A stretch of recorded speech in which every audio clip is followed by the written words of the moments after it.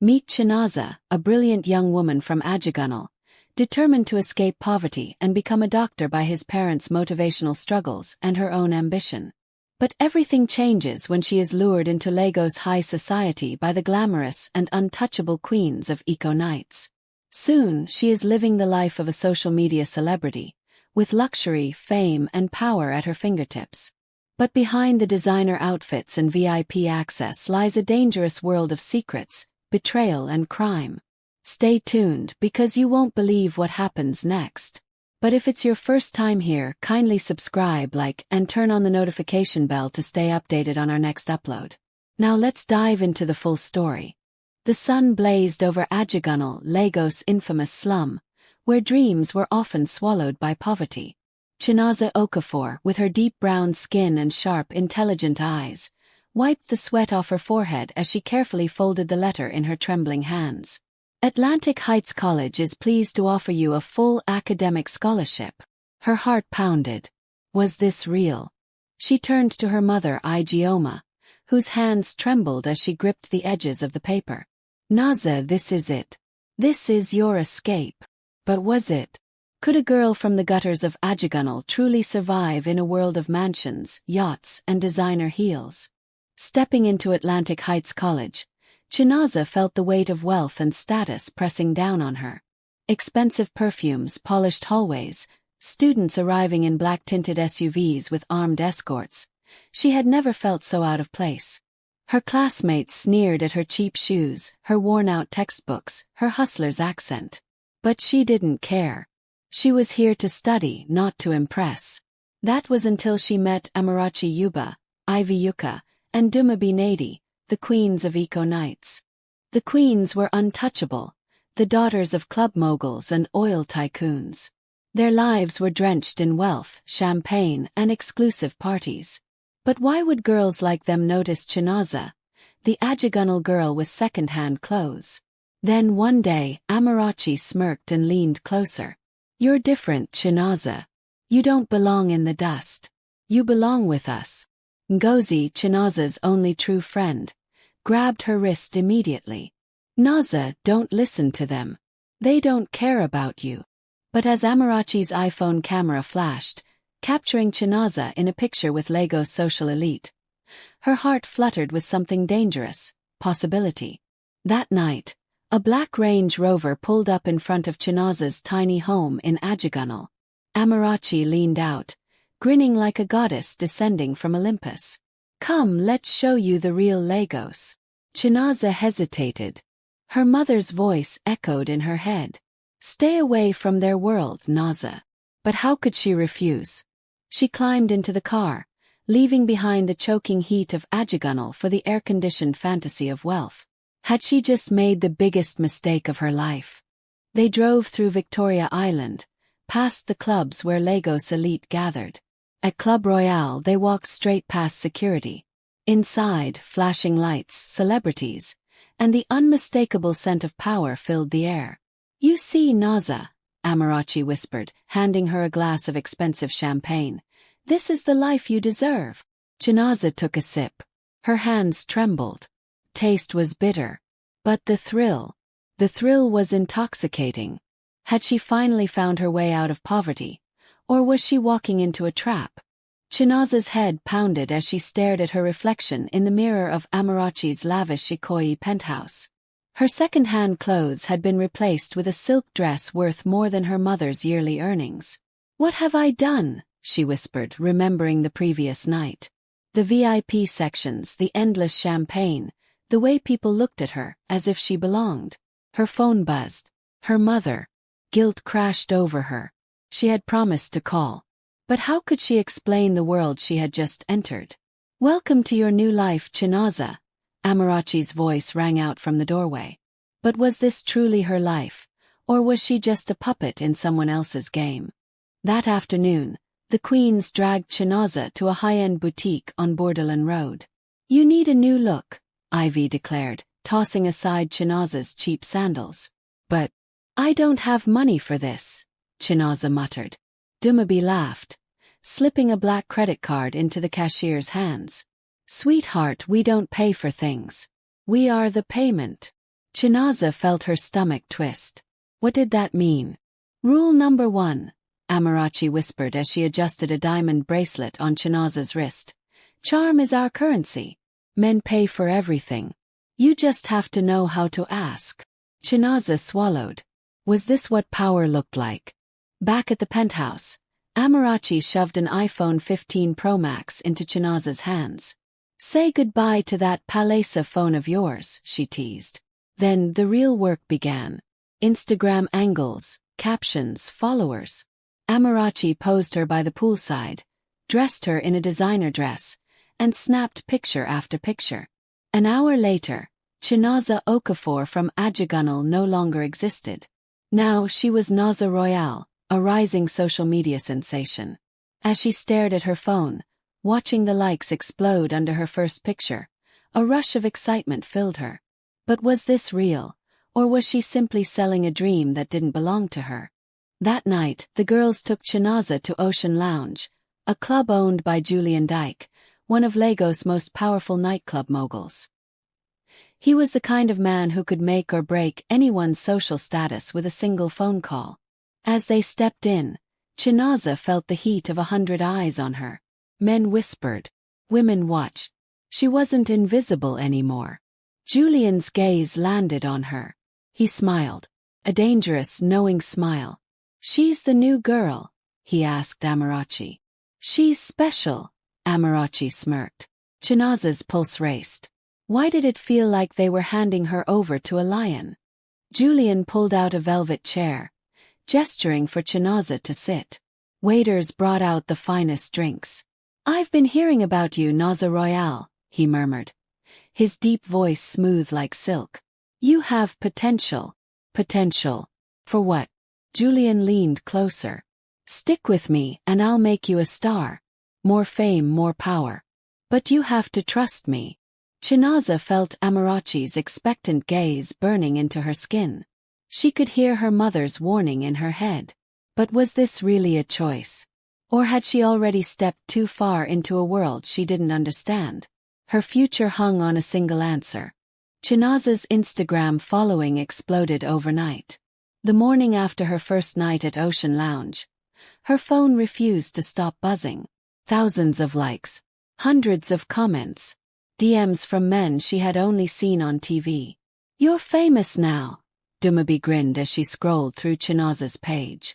Naza Royale has officially arrived. Chinaza should have been excited, but an unsettling feeling sat heavy in her chest. Was this truly her success, or was she just a product manufactured by the queens? Then Amarachi handed her a box from a high-end fashion brand. You have your first paid collaboration, she said. Chinaza stared at the luxury item in her hands. Just a week ago, she was struggling to afford textbooks. And now, people were paying her just to take pictures. What was the catch? That night, Chinaza accompanied the queens to a billionaire's mansion in Banana Island. It wasn't a club, but an exclusive party, one that didn't make it to Instagram. Chinaza hesitated at the entrance. Who are all these men? She whispered. People who can change your life, Amarachi whispered back. Just smile, laugh, and let them adore you. Chinaza noticed how the girls flirted effortlessly, their voices dripping with charm as they laughed at jokes that weren't funny. Money flowed freely. Expensive watches flashed under the golden lights. A powerful politician pulled her aside. You're new here, right? His eyes roamed over her, a smirk forming on his lips. I can take care of you. Chinaza's stomach twisted. Was this what being a socialite meant? Was her fame just another form of currency? Days turned into weeks, and Chinaza got deeper into the lifestyle. She flew private jets to Dubai, spent weekends in 5-star resorts, and attended exclusive yacht parties. Her closet overflowed with designer clothes she didn't pay for. Brands begged her to wear their items. But with every luxury came an unspoken debt. At a rooftop party, Julian approached her. You're doing well, he observed. Chinaza smiled, sipping her champagne. I learned from the best. Julian chuckled, his gaze piercing. But have you learned the most important rule? She frowned. Which is? He leaned in, his voice low. Nothing in this world is free. One night, after another wild club event, Chinaza received a call from her mother. Chinaza, where are you? I need you. Things are getting worse here. Her heart clenched. She hadn't sent money home in weeks. She had promised to take care of them, but instead, she was chasing after strangers' approval. I'll fix everything, Mama. I promise. But how? Would her followers help her? Would Julian? As she stood on the balcony, staring down at the glowing city of Lagos, she suddenly wondered, was she climbing higher, or was she falling without realizing it? Julian invited her for a private dinner the next evening. When she arrived, the mood was different. No music, no flashing lights, just him watching her like a chess piece. I have an offer for you, he said, his voice calm yet commanding. Chinaza's pulse quickened. What kind of offer? Julian smirked. The kind that makes people very rich. He slid a small velvet box across the table. Chinaza hesitated before opening it. Inside, neatly wrapped in plastic, was a packet of white powder. Her breath caught. Drugs. Julian's voice was smooth as honey. All you have to do is take it to Dubai for me. No risk, just a favor. Chinaza's hands trembled as she shut the box. I can't do this. Julian's smile faded. His eyes darkened. You owe me, Naza. Or did you think all of this was free? Chinaza sat frozen, staring at the packet of white powder before her. The luxurious restaurant, the fine wine, the view of Lagos skyline. Suddenly, everything felt suffocating. Julian leaned back, watching her reaction like a hunter studying his prey.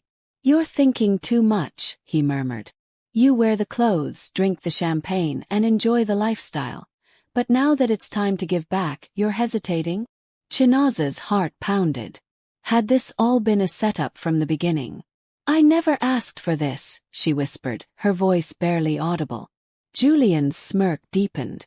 Did you think it was free? The weight of his words crushed her. Had she walked into a trap without realizing it? She couldn't breathe. Her fingers trembled under the table as her mind raced for an escape. What happens if I say no? She asked cautiously. Julian exhaled, swirling his wine glass. Then you lose everything. The cars, the clothes, the parties, all gone.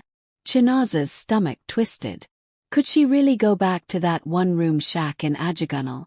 Could she look her mother in the eye and say, I failed? She could already hear her mother's voice. All that glitters is not gold, Chinaza.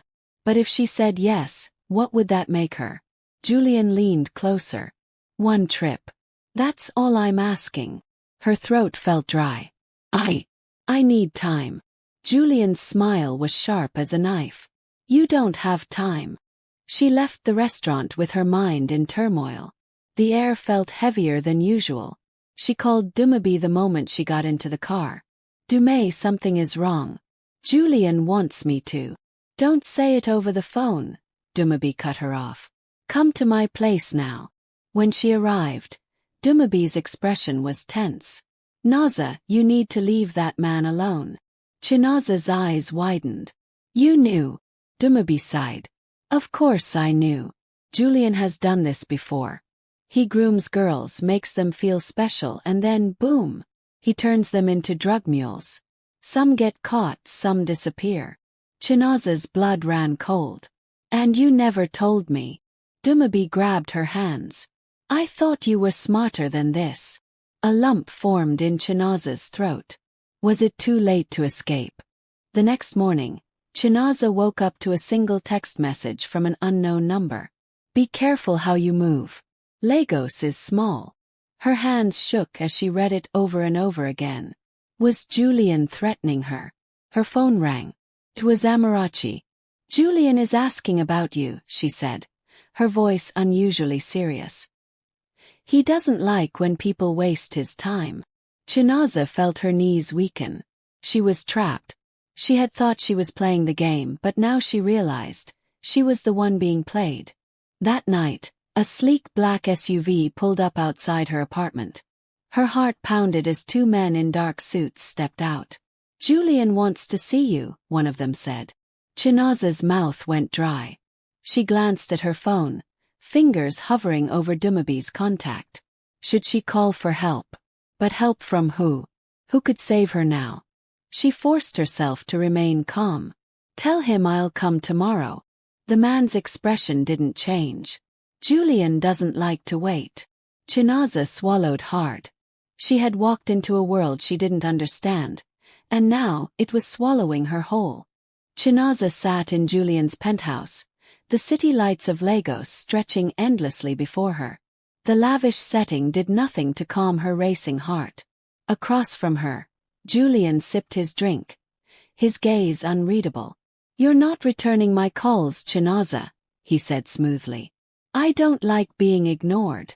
Chinaza forced a nervous laugh. "I've been busy with school." Julian's smirk held no warmth. "School?" He chuckled. "I thought we both knew that's not your priority anymore." Her stomach twisted. Had she already gone too deep? Was there any way out? Julian leaned forward, his tone deceptively soft. "You owe me, Chinaza. And I always collect my debts." Chinaza felt the walls closing in. "I didn't sign up for this," she whispered. Julian's eyes darkened. "Didn't you?" He gestured around the penthouse. The designer bags, the luxury trips, the VIP lifestyle. "Where did you think it all came from?" "Fairy dust." Chinaza's pulse thundered in her ears. Was she really this blind? "You were never special, Chinaza. Just another girl who wanted to taste a life she couldn't afford." Tears burned her eyes. "I can't do this, Julian." Julian sighed, swirling the ice in his glass. "That's unfortunate," he murmured. "Because if you don't, you won't like what happens next." Desperate, Chinaza ran to the one person she thought she could trust, Amarachi. She burst into Amarachi's luxury apartment, breathing heavily. "Amara, I need your help." Amarachi looked up from her phone, her expression unreadable. "What's wrong?" "Julian, he wants me to move something for him." "I can't do it, Amara." For a second, silence stretched between them. Then Amarachi sighed, shaking her head. "Chinaza," she said slowly, "you should have listened when I told you to play smart." Chinaza froze. "What do you mean?" Amarachi exhaled, crossing her legs. "You think you're the first. Every girl Julian picks goes through this. Some make it out, some don't." Chinaza's stomach turned. "You knew." Amarachi shrugged. "That's just the way the game works." Chinaza's breath caught. Had she been a pawn this entire time? She ran out of Amarachi's apartment, her heart hammering. Who could she trust? Dumabe. She had to call Dumabe. But as she pulled out her phone, a message flashed on the screen. "Be careful who you run to. Lagos is small." Chinaza's body went cold. Julian was watching her. Her hands trembled as she dialed Dumabe's number. Pick up, pick up." The call went straight to voicemail. Panic gripped her. She had no allies, no escape. Was this how it all ended? That night, Chinaza sat alone in her apartment, the weight of her choices suffocating her. Then a knock at the door. She hesitated, fear coiling in her gut. Was it Julian? His men? Slowly she opened it. Julian stood there, smiling like a man who had already won. "Still thinking?" he asked. Chinaza's throat tightened. "I can't." Julian's smile never faltered. "You don't have a choice." Her world tilted. The room felt smaller. She was trapped. The game was over. Or was it just beginning?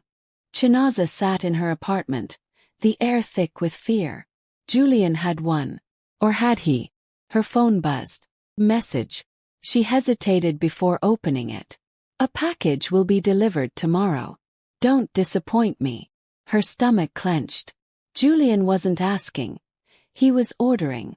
He paced, breath shallow. Was there no escape? Dumabe. Maybe she could help. Chinaza dialed quickly. "Dumabe, please, I." Click. The call ended. Chinaza's hands trembled. Had Julian already gotten to her? The next evening, a sleek black car pulled up outside her apartment. A man in sunglasses stepped out, holding a small designer bag. "Julian says hello," he said, handing her the bag. Chinaza swallowed hard. Was this it? Her fingers trembled as she unzipped it. Inside small clear packets. Rugs. She looked up. The man's expression was blank. "You leave for South Africa tonight. Don't ask questions. Just deliver." Her breath hitched. They were forcing her out of the country. She had no passport, no plan, no way out. Alone in her apartment, Chinaza stared at the bag. She could run. But where? She could go to the police. But Julian had evidence against her. Tears burned her eyes. Was this how her story ended? Then her phone buzzed. Another message. "Make the smart choice, Chinaza." Her heartbeat pounded. She grabbed the bag and made her choice. At Murtala Muhammad Airport, Chinaza walked through security, her heart slamming against her ribs. Every step felt like a death sentence. She clutched her passport, her hands slick with sweat. "Stay calm. Act normal." Her phone vibrated. New message. "Smile for the cameras." Her blood ran cold. They were watching her. She forced a smile as she handed her passport to the officer. Was this it? Was she already caught? On the plane, she gripped the armrests, stomach churning. A soft voice beside her. "Long way from Lagos, aren't you?" He turned. "Amarachi." Chinaza's breath caught. "You!" Amarachi smirked. "Julian takes care of his own." Chinaza's world spun. Had she been set up? "You really thought you had a choice?" Amarachi whispered. A chill crept down Chinaza's spine. She had played right into their hands. As the plane touched down in Johannesburg, Chinaza's pulse pounded. A man in a dark suit waited at the gate. Julian's man. Amarachi leaned in. "Welcome to the real world, Chinaza." Her breath hitched. Had she just walked into her own grave? Chinaza stepped off the plane into the cool Johannesburg night, her heart pounding. Was this where it all ended? The man in the dark suit gave her a tight-lipped smile. "Welcome to your new home," he said. Her legs trembled as she followed him outside.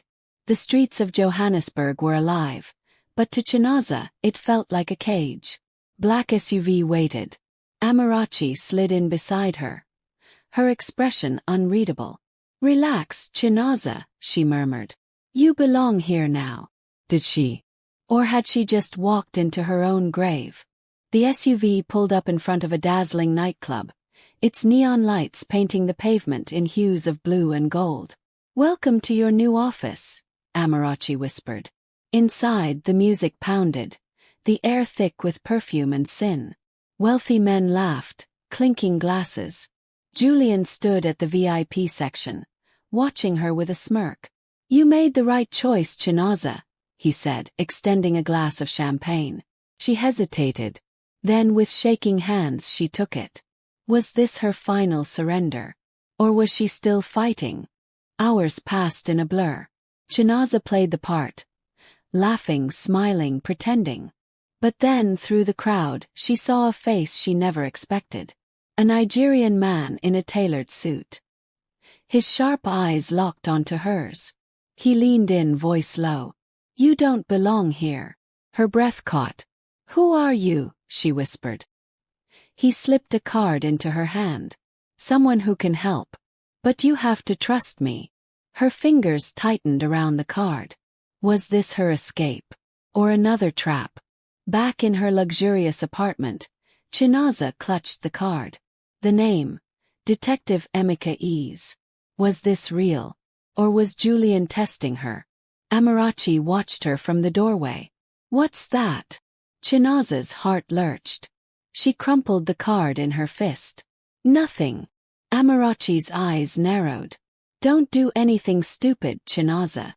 But wasn't staying the stupidest thing of all? Late that night, when the club was at its peak, Chinaza slipped away. She dialed the number. One ring. Three. "Chinaza Okafor." A firm voice answered. Her throat tightened. "Yes." Silence. Then, We've been watching Julian. If you help us, we'll help you. Her knees nearly buckled. Could she really trust them? The plan was set. Tomorrow night, at Julian's yacht party, the authorities would move in. You just need to keep him distracted, Emeka said. Chinaza nodded, gripping the phone. One last party. One last act. And then freedom. But as she turned, she gasped. Amarachi stood in the doorway. Her arms crossed. It's cold. You really think you can outsmart Julian? She whispered. A slow smile curled on her lips. You have no idea what you've done, Chinaza. A chill ran down Chinaza's spine. Had she just sealed her fate? The yacht gleamed under the moonlight, bobbing gently on the waters of the Lagos lagoon. Inside, music thundered as guests danced, clinked glasses, and lost themselves in excess. Chinaza stood at the edge of the deck, heart pounding. Was this the night she finally broke free? Or the night she drowned in her mistakes? Julian's arm snaked around her waist. Relax, my queen, he murmured. Tonight is special. She forced a smile. Yes, very special. Her eyes flickered toward the dock, where Detective Emeka and his team waited in the shadows. Would they move in time? Or was she on her own? Julian led her to a private section of the yacht, his grip tightening. You've been acting strange, he murmured. Tell me, Chinaza. He lifted her chin, his dark eyes searching hers. You wouldn't be trying to betray me, would you? Her stomach twisted. I would never, she whispered, forcing herself to meet his gaze. Then boom. A deafening explosion. Screams filled the air. The yacht shook violently. From the deck, Chinaza saw the flashing lights, police boats surrounding them. Julian spun toward her, rage twisting his face. You did this. She turned to run, too late.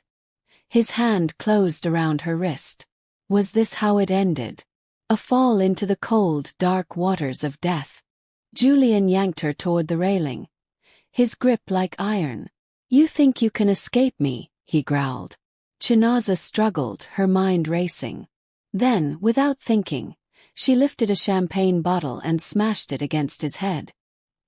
He stumbled, blood trailing down his face. Police officers swarmed the deck, guns raised. Freeze! Julian's eyes, wild with fury, met hers one last time before he lunged. A gunshot rang out. Julian staggered backward. His body hit the railing.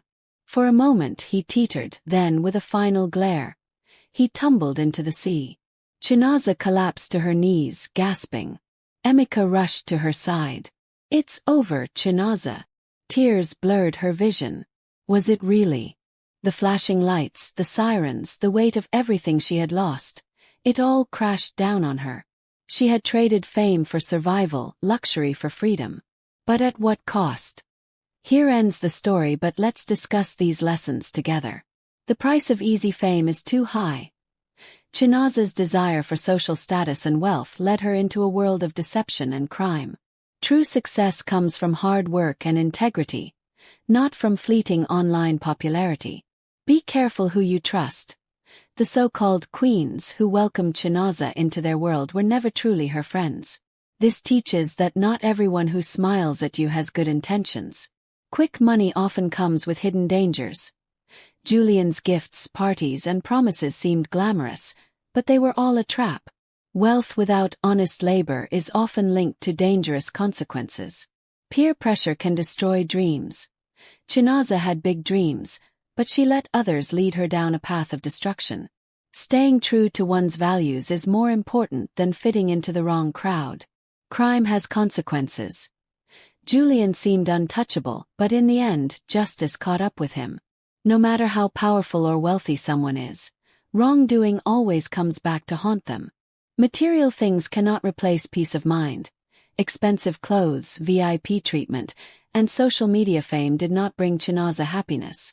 In the end, she lost everything just to survive. Family warnings should not be ignored. Chinaza's mother warned her, but she refused to listen. Often, those who love us the most see danger before we do. The truth always comes out. The fake world Julian and the queens created eventually crumbled. Lies, no matter how well hidden, will always be exposed. One wrong decision can change your life forever. Chinaza thought one party, one drink, or one night wouldn't hurt. But every small step led her deeper into destruction. One bad choice can lead to a lifetime of regret. Redemption is possible, but the scars remain. In the end, Chinaza survived, but she would never be the same. Her story is a warning. It's better to avoid the trap than to fight to escape it. Share your thought in the comment section.